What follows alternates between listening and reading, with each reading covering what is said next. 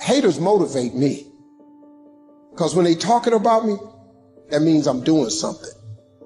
You see, while you're over there watching me and talking about me, I'm working. I'm working hard. I'm taking things to the next level. You keep gossiping and I'll keep working. You cannot win the war against the world if you can't win the war against your own mind. While you quitting and giving up, while you saying, all right, I did enough, it's time to rest, he might just be getting in his zone. I value myself enough to give 120% what you're doing. And then those of you in this room, you playing. You still giving 50%. You still giving 70%. Look, quit that job. If you're going to go every day and get that job 70%, quit that job. So if you're not finding that motivation that you want, forget about it. Instead, impose some daily discipline in your life. And start today. If you want to be great, you want to be the baddest motherfucker ever at what you do, you're going to be misunderstood by everybody because you're going to be so fucking obsessed and so driven to get there. That's what it takes. It takes every second of your fucking life. Anybody says balance? Yeah, balance is important for a lot of fucking people. But if you want to fucking go to that edge where people do not like you, don't understand you, you're in that spot of obsession and drive. I challenge you to see your problems as a great thing. I challenge you to start being thankful that you have the opportunity to grow, get stronger, get more focused, get more skilled, and kick more ass because of every hardship you face. One of the things I've been talking to my audiences about is the relationship between responsibility and meaning, which is, what would you say? It's a constant refrain in the book. It's one of its underlying messages, let's say, or themes is a better way of thinking about it. If you start with the presumption that there's a baseline of suffering in life and that can be exaggerated as a consequence of human failing, as a consequence of malevolence and betrayal and self-betrayal and deceit and all those things that we do to each other and ourselves that we know that aren't good, that amplifies the suffering. That's sort of the baseline against which you have to work. And it's contemplation of that often that makes people hopeless and depressed and anxious and overwhelmed and all of that. And they have the reasons. But you need something to put up against that. And what you put up against that is meaning. Meaning is actually the instinct that helps you guide yourself through that catastrophe. And most of that meaning is to be found in the adoption of responsibility. So if you think, for example, about the people that you admire, well, you think about when you have a clear conscience first, because that's a good thing to aim at, which is something different than happiness, right? A clear conscience is different than happiness. Yeah, it's better. Yeah. That's you're not better. Guilting yourself. You're not feeling bad about yourself. That's right. You feel that you've justified your existence, right? And so you're not waking up at 3 a.m. in a cold sweat thinking about all the terrible things that you've involved yourself in. What you said to someone that you shouldn't have said, or how you acted, or lied, what or opportunity you lost, or the things that you've let go that you should have capitalized on, and all of that. And so, if you think about the times when you're at peace with yourself with regards to how you're conducting yourself in the world, it's almost always conditions under which you've adopted responsibility, right? At least the most guilt I think that you can experience, perhaps, is the sure knowledge that you're not even taking care of yourself, so that you're leaving that responsibility to other people, because that's pretty pathetic. And unless you're psychopathic and you're living a parasitical life, and that characterizes a very small minority of people, and an even smaller minority think that's justifiable. But most of the time you're in guilt and shame because not only are you not taking care of yourself, let's say, so someone else has to, but you're not living up to your full potential. And so there's an existential weight that goes along with that. What I want to talk to you about today is a note which I call daily. So if you create a new note in your notepad, or something that you check on a daily basis, this is the most important thing. Name it daily, and then write the word do, colon, and then go down a few lines and write the word don't, colon. The one thing I would ask you to do walking out of this is to every single day, just for a week, wake up to this note, check it throughout the day, And then also, before you fall asleep, check to make sure that you did and you didn't do everything. So what you put in each one of these is you have a list of everything that you want to do every single day, and you have a list of things that you don't want to do. And the easiest way to add to the don'ts is to notice something that you never want to do again, and you just add that to it. Very, very simple. I'm just going to share some of mine. These might be a little bit personal and embarrassing, but here we are. Number one on my do list is to stay present. I think it's so easy to get trapped in the past. It's so easy to think about the future. The most important thing is I stay present, and just reading this brings me back to the present, brings me back to this moment. Number two for me is be vulnerable. Show people my mistakes, show people my fears, because they can relate, because they're going through similar things. Number three, drink only lemon water and red wine.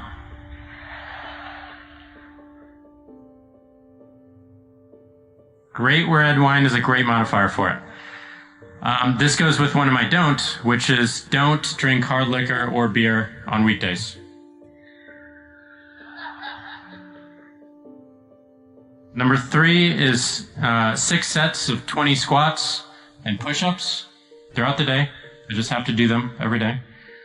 6 sets of 30-second planks. Run for 3 miles. Meditate on this list. Stand up straight, which whenever I say, I always see posture moving in the audience. Say hello to everyone. I just bought a heavy bag, so I'm training with a heavy bag, so I want to spend 10 minutes with a heavy bag every day. I want to do a video journal every single day, and I want to get 7 hours of sleep. On my don't list, and again, this is one of the hardest things, and a lot of these are personal, so I'm not going to read all of them. But on my don't list is don't avoid eye contact.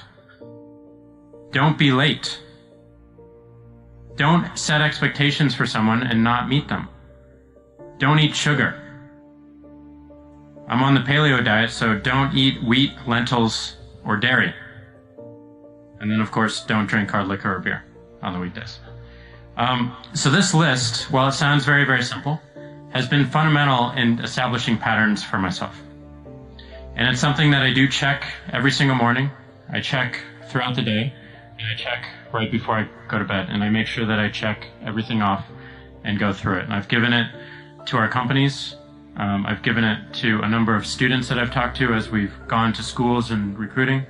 And people have come back to me and said that this is something that works for me. It's something that's easy to do and something easy to remember. One of the most fundamental things about it that I've learned, that I've taken away from it, is how it gives you focus. How it gives you something that allows you to really ignore everything else that's going on, all the other noise, to allow you to focus on what's most important. So this do and don't list for people and individuals in the company has translated to a do and don't list for our company. For Square, we have a do and don't list. We have, these are the things that we're going to do. These are the core things. These are our bold bets. And these are the things we're saying no to for right now. That's been fundamental in allowing us to move fast, to continue to innovate, and to really push the boundaries and continue to invent and question and reset everything that we think about the organization. What do you do when you tried and failed and you want to quit and you want to give up? People that are hungry are willing to do the things today others won't do in order to have the things tomorrow others won't have. You have to make sure that your dreams, your aspirations and goals are so big that not accomplishing them is not an option. I don't know what that dream is that you have.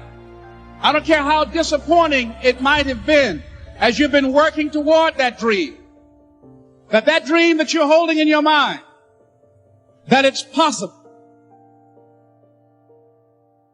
To all of you fighting battles alone, to all of you going against the grain, battling the naysayers, stay strong. Keep going. Stay strong. Keep going. I need all televisions off. I need cell phones off. Listen to me. Some of you are going to be broke for the rest of your life because of that little thing on the side. You're going to be broke for the rest of your life because of a little cell phone. I need you to study like you've never studied before. I need you up all night long studying. What is there that you know you need to do, that you want to do this, but for some reason or another, you've been holding back? I think that among the things that prevent us from acting is the fear of failure. And if you've already failed, you don't want to fail again. The pain of that, the disappointment, the fear of loss is another thing. Because many times when we do those things that we know we need to do, we feel that we might lose somebody that we love very much and care about. We don't want to hurt anybody.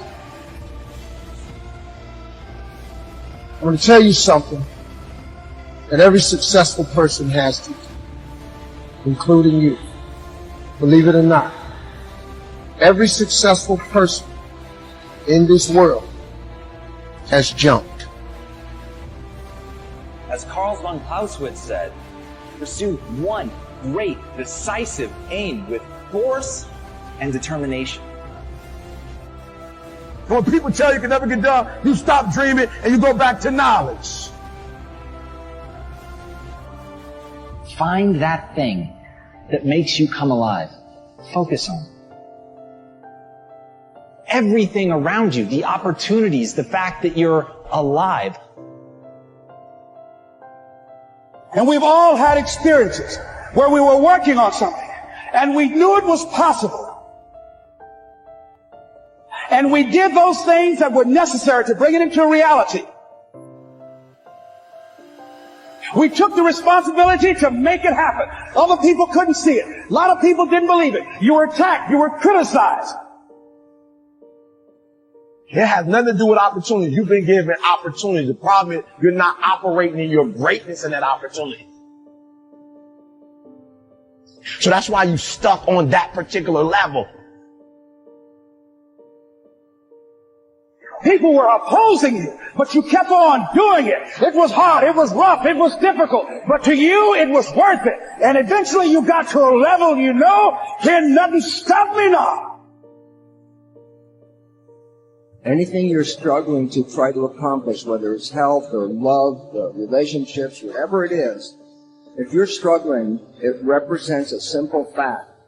Your subconscious programming doesn't support that conclusion. I dare you to use your imagination. I dare you when you're broke to use your imagination. I dare you when you're rich to use your imagination. I dare you under every single circumstance. Keep dreaming. Keep looking at your dream. Because that is how you bend the universe to your will. That is how you impress people. That is how you capture the human imagination. And if you want to do something extraordinary and be remembered, you've got to get so good that you're performing at a level that has never been seen before. That is the only path to set the bar ridiculously high and then surpass all expectations. You can't put it down low and then beat it and say, whoa, look at me.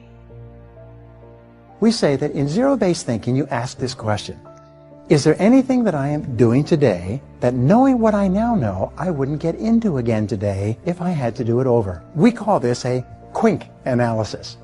Knowing what I now know, QUINK.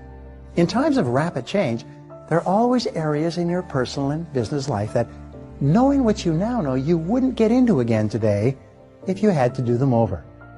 Your willingness to ask and honestly answer this question is the key to remaining flexible and quick on your feet in times of turbulence. How can you tell if you have a zero-based thinking situation in your life or business? Simple. Stress. Whenever you experience ongoing chronic stress about any person or situation, you should ask yourself, if I was not now in this situation, knowing what I now know, would I get into it again today? This is a great question. Now here's another question for you. What percentage of the time do you think that you will turn out to be wrong? Well, the answer, according to the American Management Association, is about 70%. 70% of your decisions will turn out to be wrong in the fullness of time. It's amazing how many people will stay in a bad situation or continue with a bad course of action because of their unwillingness or inability to admit that they made a mistake or that they were wrong in the past. But remember this, when you made the decision, it was probably a good decision based on the situation at that time, but now the situation has changed. Now you have to evaluate your situation based on the current reality. If you want more freedom in your life, you have to have more discipline. If you don't have any discipline, you'll end up with absolutely no freedom. You'll end up being a slave to other people that boss you around. There's all kinds of problems that can occur if you don't have discipline in your life. And the more discipline you have, the more freedom you're going to have.